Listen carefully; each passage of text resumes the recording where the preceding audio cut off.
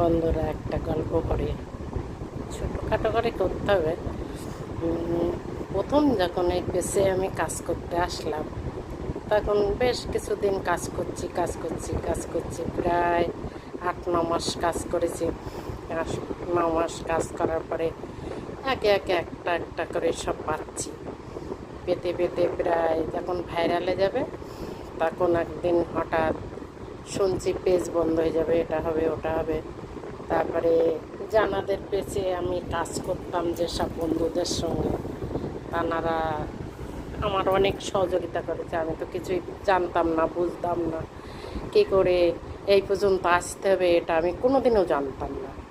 তারপরে বন্ধুরা বলছে, বড় তো হয়ে যাচ্ছ, তখন আমাদের ছেড়ে পেজে অন্য পেজে যখন কাজ করতে হবে, যখন পেজ বন্ধ হয়ে যাবে, ভাইরালে চলে যাবে, তখন কি আর আমাদের চিনতে পারবা?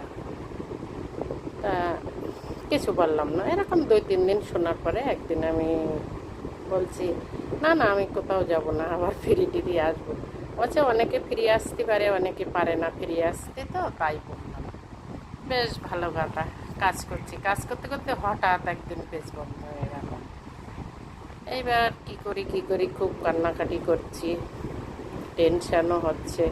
এই গল্পটা করছি, বাড়ির লোকের শুনলে খারাপ ভাববে, কেননা হচ্ছে রোগের মূলটা আমার ওইখান থেকে ধরলো। হঠাৎ পেটটা বন্ধ হয়ে গেল। এবার বিশাল টেনশান এসে গেল মাথার মধ্যে।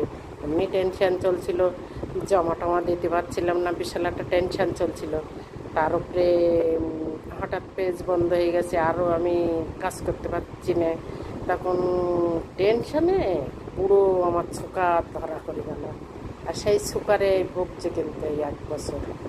এইবার সুগার বেড়ে গেছে। এবার হঠাৎ আমার চোখে ঠোলা ঠোলা উঠছে। এ ডাক্তার, এ জায়গায় যাই, ও জায়গায় যাই, তারপরে হসপিটালে যাই, লাস্টে রক্ত পরীক্ষা করে দেখা গেল সুগার আছে। এই গেল প্রথম কথা। দ্বিতীয় কথা, এইবার আমি যে ওই সত্য দিলাম, আবার একটা পেজ খুলে মনটা সান্ত্বনা দিলাম। এই পেজটা কিছুদিন কাজ করলাম, হঠাৎ একদিন সে পেজটাও বন্ধ হয়ে গেল। যখন পেজটা বন্ধ হয়ে গেল, তখন ভাবলাম যে আগের বন্ধুগুলো এমনিতে এই অবধি এসে পৌঁছেই পারেনি, তখন সবে কেউ কেউ আসছে, কেউ কেউ আসছে না।